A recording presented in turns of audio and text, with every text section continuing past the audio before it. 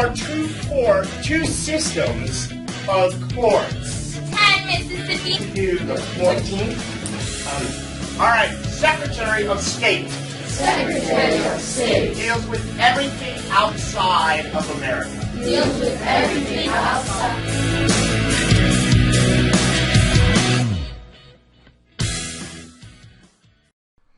Hi, and welcome back to Mr. Raymond's Civics EOC Academy. Today we're going to continue learning about the ideas and the influences that America was founded on. I call this Foundations of American Government. And remember, a foundation is typically the ground level that we build upon. So today we're going to be looking at documents that America was built upon. And like the last video, we're going to be looking at the time period before 1776, when the United States was established or kind of created, and when we declared our independence from Great Britain. More specifically, we're going to be looking at the influences that the Founding Fathers looked to when they created the U.S. government. And here we see those documents in our benchmark, which is to trace the impact that the Magna Carta, English Bill of Rights, Mayflower Compact, and Thomas Paine's Common Sense had on the colonists' views of government. Now, I like to look at these chronologically, and I would recommend writing these down in a timeline at some point. So our first document is a very famous one, and that is the Magna Carta, written all the way back in 1215 AD in England. The Magna Carta was a document or contract, really, that was signed by King John of England. King John was an unpopular king amongst the nobility, and the nobility at this time were called the barons. The barons were families that helped the king kind of rule the country. At the time, all the land in Great Britain was divided amongst the noble families, and these families provided protection for the vast majority of the people, who were, for the most part, peasants. The barons, though, also provided the king with soldiers to protect England from foreign invaders like the Vikings or France. And the barons were upset with the king because he was placing too many taxes on them. And they were upset that they were losing their money to the king because, you know, even back then, it was all about the Benjamins, baby. So in 1215, they gathered their armies to face off against the king. So the king was forced to sign this document, which guaranteed the following. First and foremost, it would limit his power. Here we see limited executive authority, and the king is the executive. The Magna Carta included protection of private property like their lands and their money. And next, it guaranteed them trial by jury, and this was important because no longer would it be the king's decision if there was a dispute. Arguments or trials between the king and between the nobles would be decided by their fellow nobles. Now, this was still at a time where rights were really only for the nobility. And the Magna Carta also stated that from now on, taxes could only be established by the barons' consent. And ultimately, this would lead to what was known as Parliament. In fact, it's still known as Parliament. So let's look at these a little closer. The way this document described a jury was, quote unquote, the lawful judgment of his peers. And this is the definition that we still use today to describe a jury. Your peers are people who are kind of just like you. And because they're just like you, they would naturally have some understanding for your situation. Okay, we don't want the government deciding if we're guilty or innocent, because they are the ones who have charged you with a crime or with doing something wrong. So we want our peers deciding. And we are definitely going to be coming back to this throughout the year, because juries are an important part of the system that we live in. Now, let's look at how this led to Parliament. And Parliament is the body in England that passes laws and taxes. And now, with the Magna Carta, in addition to the barons, it wasn't just the barons, it was the church, who was extremely powerful back then. The two would also be involved in advising the king as to taxes and laws, and these advisors would slowly evolve into this body of lawmakers known as Parliament. Now, Parliament is very much like our legislative body, which we call Congress, and you're going to be learning a lot about Congress this year. So just keep in mind that this is the beginning of not just the king holding power, but the king kind of sharing power with others. Now, again, the establishment of these advisors would be especially important in deciding taxes. As the document says, taxes could not be passed without consent. Now, this was going to be a huge issue for the Founding Fathers and the colonists in America, because this is exactly what the British started doing to them. And we're going to look at that in detail next video. Hopefully you've heard the famous phrase, no taxation without representation. Well, this goes all the way back to the Magna Carta. All right, so let's review our Magna Carta highlights. You better write these down. These are our big bullets. Maybe make a flashcard and memorize them. First and foremost, memorize the date, okay? Because your test question is probably going to give you an excerpt or a section from the Magna Carta. And they won't tell you what document it is, but they will give you the date. And knowing the date will help you pick out which document you're talking about. Okay? Again, big point of this is that it limited the government's power. Okay? This is what it would lead to in our government. But back then it was limiting. The government was the king. Okay? The king was in charge. No taxing without consent is a huge deal, especially the impact it had on the colonists. And finally, trial by jury. Okay, this was the first we saw jury trials since all the way back in ancient Greece. And finally, it led to Parliament. So if you have a question on your EOC about the Magna Carta, those are your answers. Okay? If you know your answers ahead of time, you're going to get the question correct. Okay, so our next document is the Mayflower Compact, and this was written in 1620. Now, hopefully you've heard of the Mayflower before, okay, because this was the boat that was used by the Pilgrims to come to America. Now, when the Pilgrims arrived near Cape Cod, Massachusetts, they knew they were going to be creating a society from scratch. And the Pilgrims, or Puritans, by the way, they were not the only ones on the boat. So before they all got off the boat, they thought, we better come up with some rules about how we're going to live and govern ourselves. So they came up with this document. And by the way, a compact is like a contract or a formal agreement. So they wrote down, quote unquote, we the undersigned agree to combine ourselves into a civil body politic. I kept their spelling because spelling back then was just crazy.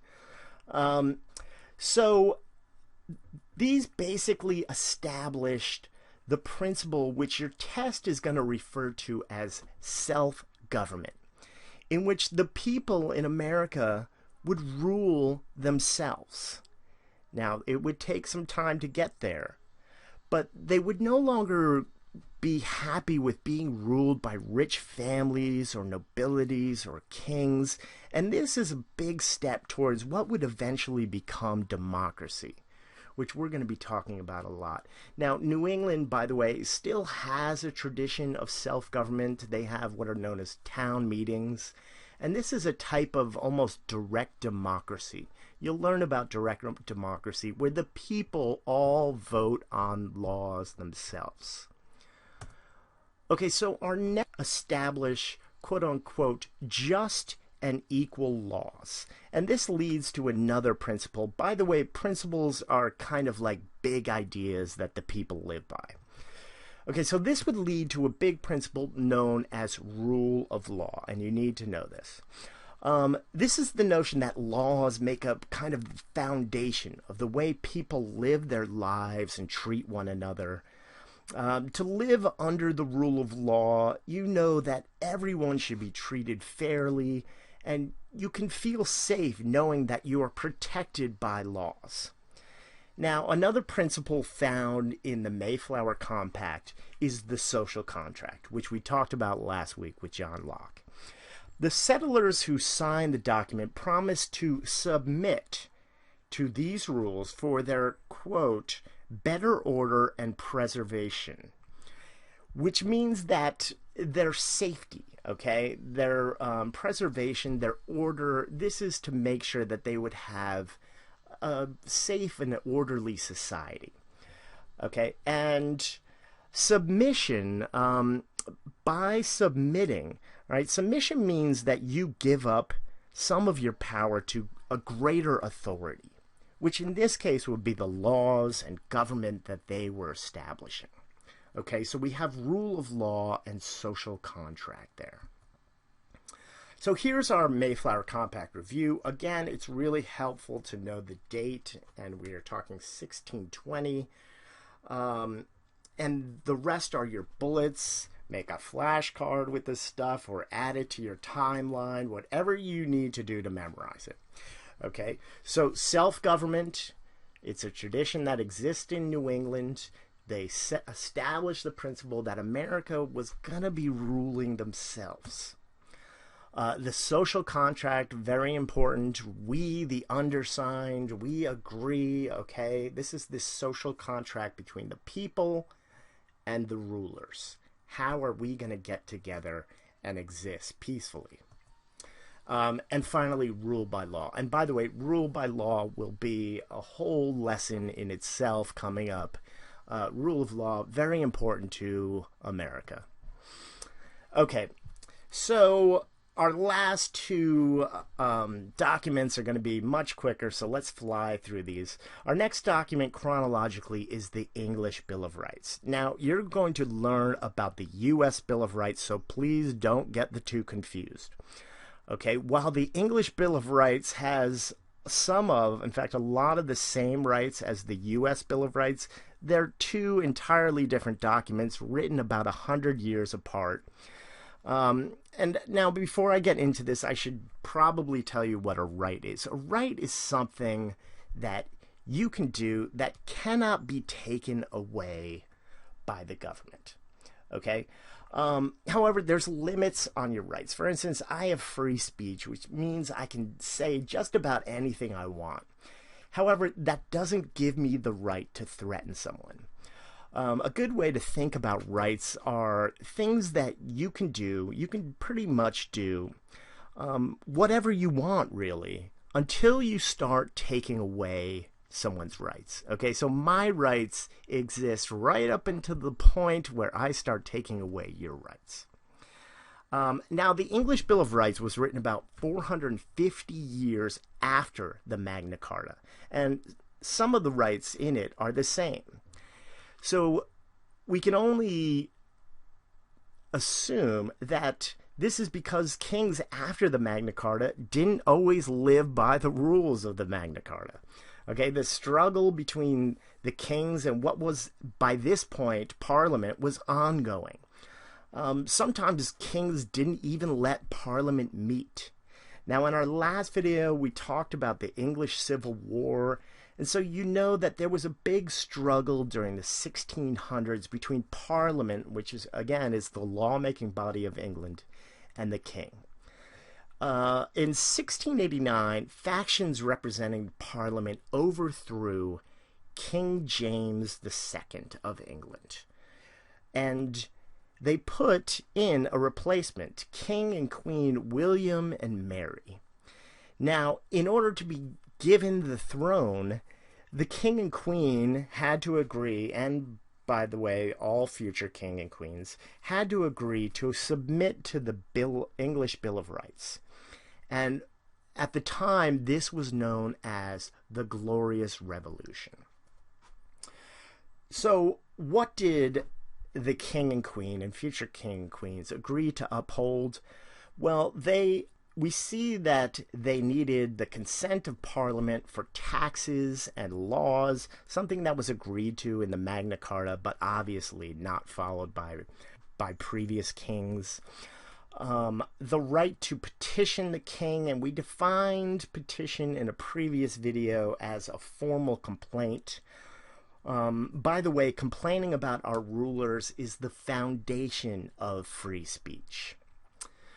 Next, we see the right to bear arms or keep weapons, something that is a big issue in our country today. We see trial by jury, another repeat from the Magna Carta. No cruel and unusual punishment. And someday you'll learn about some of the pretty crazy things they used to do in these times as forms of punishment, like burning at the stake. Lots of kind of very cruel punishments. And the last one was no standing armies, which meant no permanent armies. Now, this is the only right in the list, and there were others that I left out, but these are the big ones you need to know. This is the only one that is not a part of the U.S. Bill of Rights.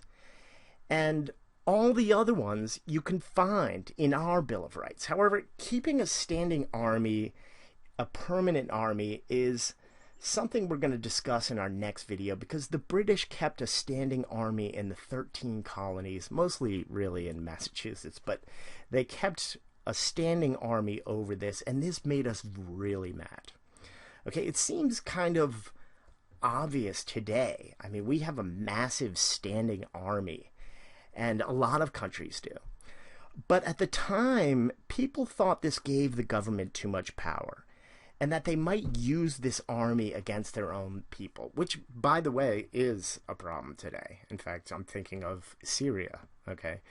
But this was something at the time that was controversial. Okay, so what do we need to know? What do we need to remember about the English Bill of Rights?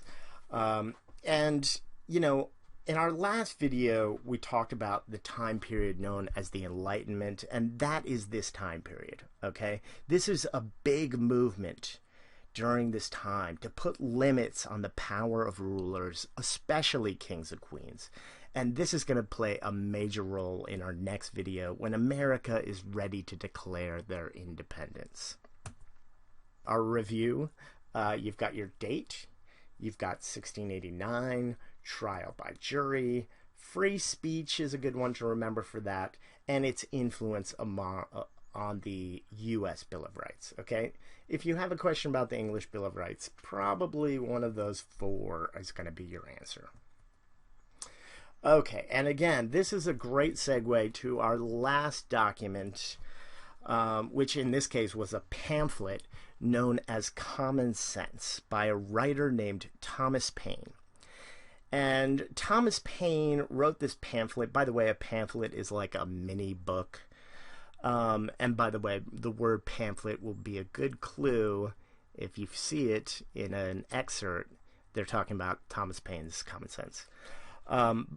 This was a pamphlet that was basically telling the colonists, hey, why are we still being ruled by the British? We should be our own country. In other words, it's only common sense to declare our independence from Great Britain. Now, this was like a #1 best-selling book during 1776, if they had that list. It was like as popular as Harry Potter times 10. Okay, everyone was talking about it. Now, next week, we're going to be talking about the Boston Massacre and the Boston Tea Party, both of which already happened. In fact, we were already fighting the British outside of Boston in Lexington and Concord by the time this pamphlet was written. Okay, so America was definitely already on the path to independence, but this really helped give the colonists that extra push and had a huge influence on our declaring independence. Okay, so that is it, and we'll pick up on that next time. I hope you learned a little something. Please subscribe to get more videos, and thanks for watching, Scott.